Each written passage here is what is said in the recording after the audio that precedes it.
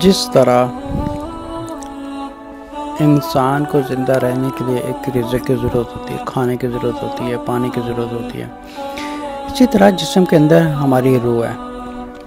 جس طرح ہمارے جسم کو کھانے کے پانی کی ضرورت ہے، اسی طرح ہماری روح کی بھی ایک غذا ہے۔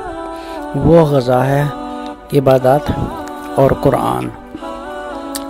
اگر جسم کو کھانا نہ ملے اور پانی نہ ملے تو ہم دیکھیں گے کہ کچھ عرصہ بعد بھوک کی وجہ سے انسان بیمار ہو جاتا ہے، اور یہاں تک کہ اگر زیادہ بھوکا رہے تو انسان کی ڈیتھ ہو جاتی ہے۔ اسی طرح اگر انسان کے اندر روح کو غذا نہ ملے اور پوری غذا نہ ملے تو انسان کی روح بھی بھوکی رہ جاتی ہے، اور وہ اس حد تک بھوکی رہ جاتی ہے کہ اس کا کنٹرول پورا سمجھے کہ ایک شیطان کے ہاتھ میں آ جاتا ہے۔ اب جتنی غذا زیادہ روح کو ملے گی اتنی ہی ہماری روح زندہ رہے گی، کہ ہم عبادات میں کتنا وقت گزار رہے ہیں، قرآن میں کتنا وقت گزار رہے ہیں۔ اچھا، اللہ تعالیٰ نے حرام اور حلال میں فرق کیوں رکھا ہے؟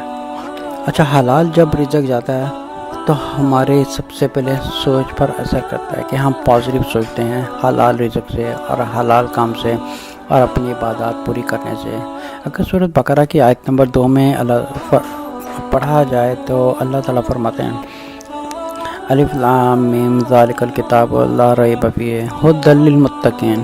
اچھا، اس آیت میں فرمایا گیا ہے کہ یہ کتاب ہدایت کا ذریعہ ہے، کن لوگوں کے لیے؟ متقی لوگوں کے لیے ہدایت کا ذریعہ ہے۔ ورنہ اگر ایک انسان حرام کرتا رہے یا حرام کا رزق کھاتا رہے یا سود کے کام میں انوالو ہو یا غلط سودا بیچ کے اپنے گھر کا گزر بسر کر رہا ہے تو اس کی سمجھے کہ ایک روح پاک نہیں رہتی۔ اس کی جب روح حرام رزق جانے سے اس کی جب روح بگڑتی ہے، اس کی روح بگڑنے سے اس کے دماغ پر ایفیکٹ پڑتا ہے۔ اب اس کے دماغ پر ایفیکٹ کس طرح پڑتا ہے؟ کیونکہ دیکھیں کہ حلال رزق کمانے والا، عبادات کرنے والا، قرآن پڑھنے والا ایک متقی انسان کی سوچ پازیٹیو ہوتی ہے۔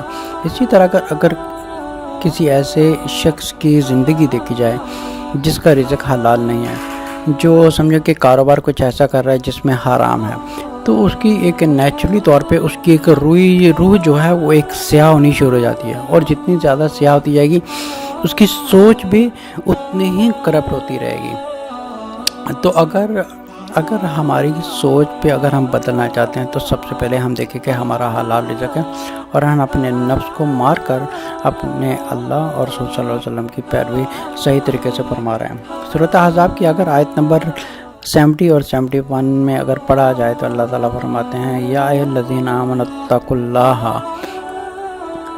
وقولوا قولا سدیدا یصلح لکم اعمالکم ویغفر لکم ذنوبکم ومن یطع اللہ ورسولہ فقد فاز فوزا عظیما۔ جیسے اس میں فرمایا کہ یا ایھا الذین آمنوا اتقوا اللہ، اے ایمان والو اللہ سے ڈرو اور بالکل سچ بولو اور کھری بات کرو، اور